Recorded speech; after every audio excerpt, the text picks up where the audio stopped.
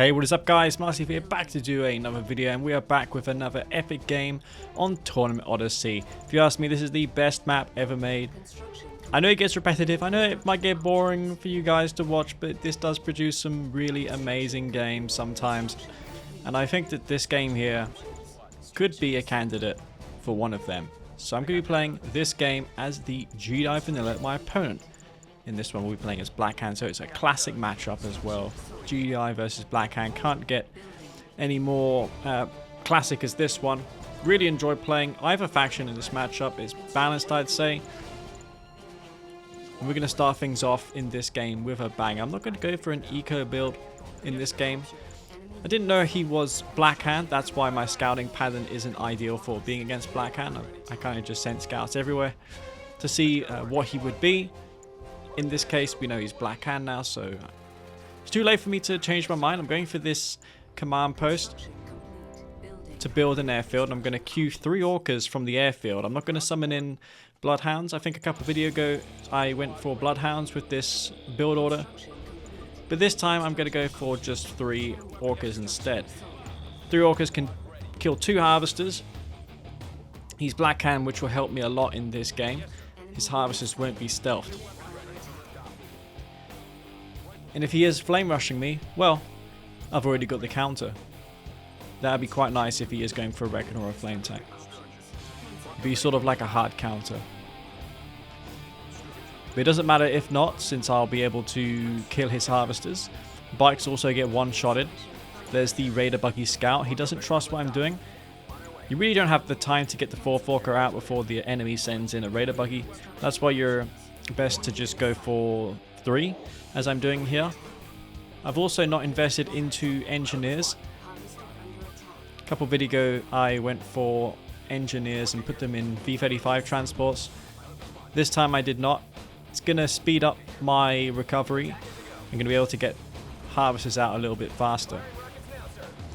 It's vital that I don't waste any rockets on these harvesters. I got 2. I expended all my ammunition getting 2 harvesters. I focused on the ones that were full of Tiberium. If you can do that, that's better.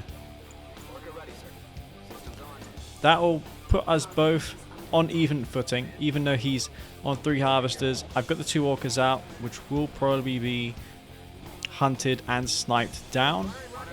I went back to the airfield just to get 1 rocket reloaded, so they don't want to go continuously back to that airfield. I won't need to continuously micro them. So when they're out of ammunition, they will automatically rally to the airfield that they're assigned to. Though I am getting chased down here, one of the orcas does fall. I don't want to sell this airfield off. I can go back for orcas a little later and be a threat continuously to the Blackhand player. Now the Blackhand player on this map is likely to go for bike buggy spam. It's such a big open map. I can expect bike buggy to be a thing. Enemy does get down a refinery. Mine is a little behind his, but not significantly so. I'd say about 15 seconds is not too bad for me. Not sure if he's got 5 on his expansion. 5 harvesters. It's difficult to tell.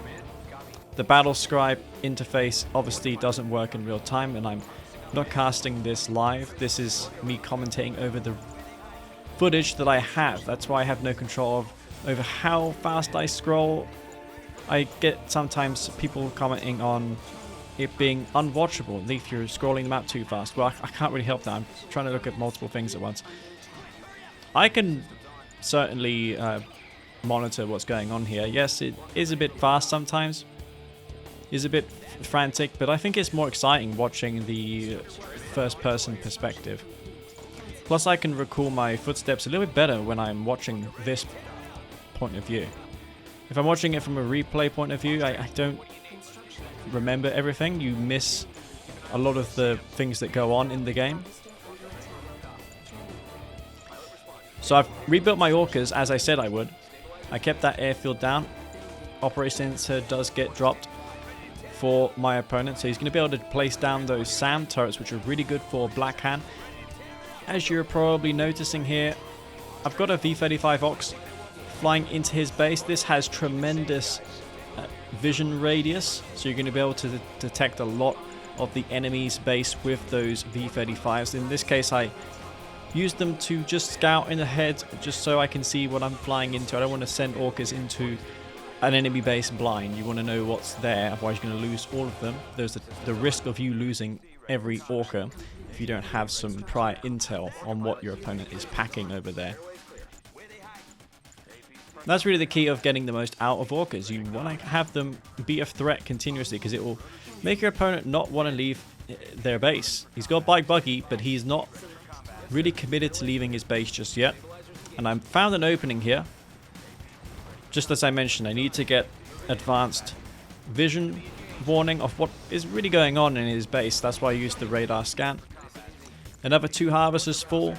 But I'm going to pay for here with all but one of my orcas. I'll take that trade any day of the week.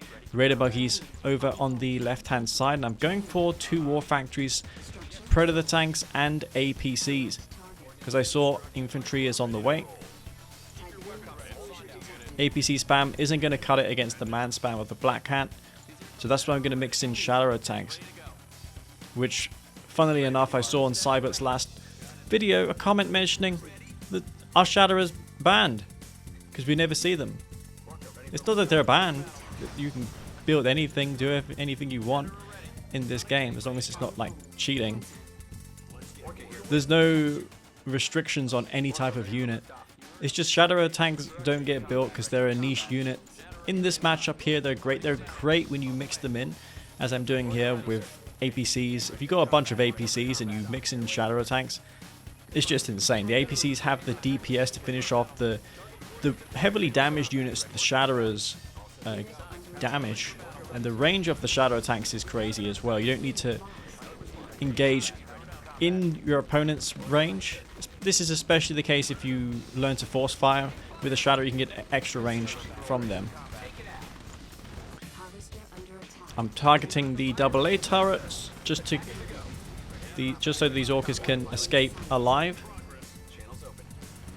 I'm not going to forget to clean up those husks. There's an upgraded power plant down there. Those are always a juicy target against Nod. You want to destroy those. Those output a ton of power. It's likely to put this obelisk on low power if I destroy that power plant there. Now, this possibly was a mistake of mine sending that airfield off, because if you have nowhere to land orcas or firehawks and they're out of ammo, they're going to take damage over time. They're going to burn up in the sky, which is exactly what's happening here. That will happen until you place down either a new airfield or a combat support airfield, which is what I did there. The instant you put an airfield down, the damage that they receive will stop being inflicted. So I'm going to be able to save 3 of my orcas, but only just. Combat support airfield, something you definitely see more often nowadays. They have the same health as a regular airfield. They come with 3 repair drones. They don't desync the game as they did before, and plus they have that cool radar animation on them, which the original game did not have. It was bugged, didn't show. I heard a Redeemer is out. I've only got APC, so I'm going to rush to my tier 3 now. I'm working on my technology assembler. And APCs aren't exactly threatening to vehicles, but when you got 16 of them, boy, can they do a lot of damage. So he's going to want to build his Redeemer and queue it to his third, because that's going to be getting destroyed imminently by those APCs. Unless he has a tip vein, which you can also use on these forces of mine. That's the Temple of Nod, but it's obviously a fake one. You wouldn't really build a real one at this point, unless you're crazy. Those APCs will be getting targeted down and destroyed, but not before I take out both of his refineries there. There's a lot of resistance on the bottom side of his base. He's gonna clean up my forces. Bike buggy trying to get into my expansion now, but I'm sending up a wall of watchtowers to defend my base off. I'm targeting down those bikes. And one critical mistake I made here will get him back into this game. He's going to inflict the same damage as I just did to him. With what, you might ask? Well, with the thing every GDI player dreads to see, and that is a Nod one-click Catalyst Assault comes down, just takes out 2 of my refineries. I forgot to spread out my refinery, and I'm like, damn it, this is the second time today I forgot to do this. I forgot to spread those refineries out. Still got some APC sniper. They're kind of caught between a rock and a hard place here. Look, they're either I go into the defensive tower and lose them, or I go into the Redeemer and the Flame Purifier. I'll take my chances. I'll go through the defensive tower. I might take 1 or 2 losses on the retreat, but that is the better of the bad options I have. Upon seeing that Redeemer though, my thought process at this point is I need a counter to this Redeemer. I've got the Marv out. I've got riflemen's garrisoned in this Marv as well as 1 rail unit. The rifles I didn't have any strategic purpose for. It's just because they were leftovers from selling the watchtowers, plus you get AP ammo as an upgrade on the rifle turrets on the Marv.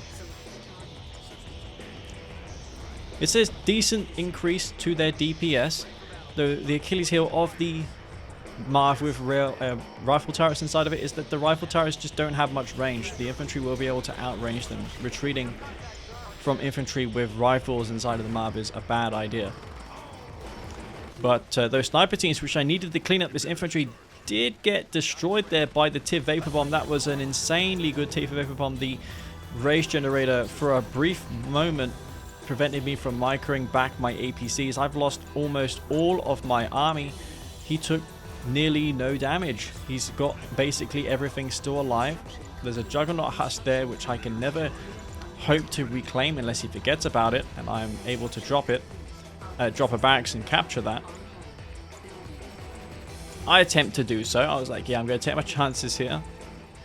But no, he's not going to let me do that. Got my Space Command uplink ready to fire Shockwave Artillery. The Orbital Bombardment as well is good against Black Hand. It's really good against infantry spam. Plus Spectre Artillery can be destroyed by the Orbital Strike. Now that was a fail from me. I'm in a bit of a dire situation, since no doubt at this point he's established 2 ref on his field, just as I have done. That tier 4 placement, not ideal, but I'm still gonna sell it in time, get the $1,400 back for it. Plus I'm gonna use that Zone Trooper which I got from selling the tier 4 to place inside of Hammerheads. My plan here is to somehow kill those Spectres with Zone Heads. It's going to be tricky because he's got Tib Core. Mantis, Bike Buggy will be extremely hard to kite with Zone Trooper Hammerheads, but I'm going to attempt it.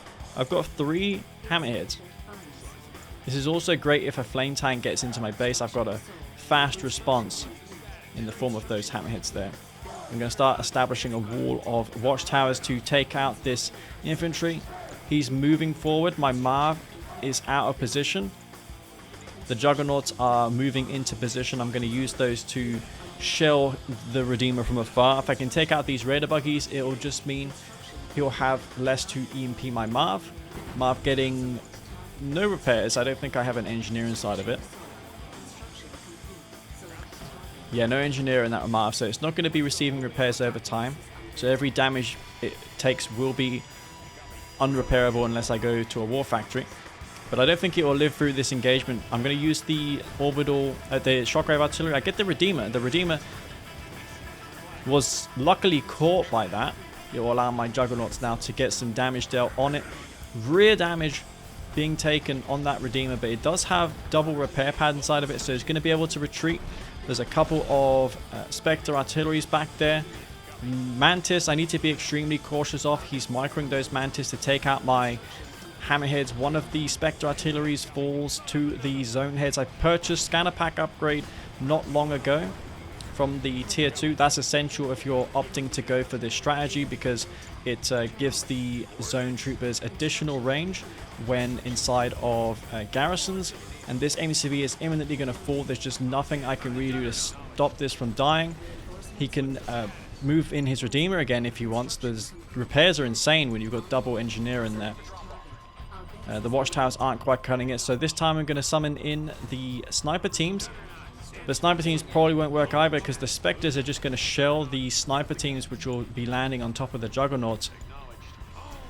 Big chunk of damage on those infantry from the Juggernauts, and this is pretty clutch, this engagement. Really, really tight. We can see the Redeemers moving forward. No flame unit inside of there. Rage Gen gets fired off. Zone heads are still alive. I still maintain control of all of them.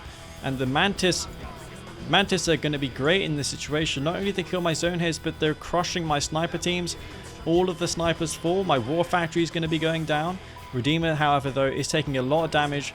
And my Juggernauts are out of range. I have nothing to kill this, but I do have the zone heads. The zone heads are going to come in and take out this epic unit, as well as the Spectre artillery. The Mantis were destroyed earlier. He's got nothing to stop these zone trooper hammerheads. One of them will go down to the rocket squads. Rocket squads is all that I need to be taking out now. He still is in a decent spot, however, because there's an MCV en route to my base. He's going to be able to place down SAM turrets and really solidify his position here. So getting that Redeemer was essential in this situation. I don't think I would have had a chance if not for killing that Redeemer. Harvester is moving forward for the crush. I'm taking out his infantry with the Harvester crushing, and I'm desperate. I'm building riflemen from the barracks. I'm even going to build a couple foxholes, dig those riflemen in, even though it's pointless against Black Hand because they all have Black Disciple on their drafted infantry. And that is going to be GG. I'm reclaiming the Juggernauts. The game is taken by the GDI forces. I thought that was a really, really good game from start to finish. Really back and forth. You really didn't know who was winning that game. Even in the beginning, you saw I was behind by a ref. I was getting back into the game, and then he double-clicked me, and then I lost that huge fight when I engaged with the Marv, the Vapor Bomb destroying my APCs and sniper teams. The Rage Gen, that Rage and Vapor Bomb turned the fight around in like a matter of seconds, but then I was able to bring it back by using the hammerheads with the zone troopers inside, and I thought that was a really cool game there on Tournament Odyssey. So yeah guys, hope you all enjoyed this game. If you did, don't forget to leave a like on this video. I really appreciate that. And before I go, I'd like to thank my Patreon members for supporting my channel and for keeping me motivated to do these types of videos and the patch. So this is it from me, Master Leaf. Hope you all enjoyed this one, and I'll see you all in the next video. Peace out.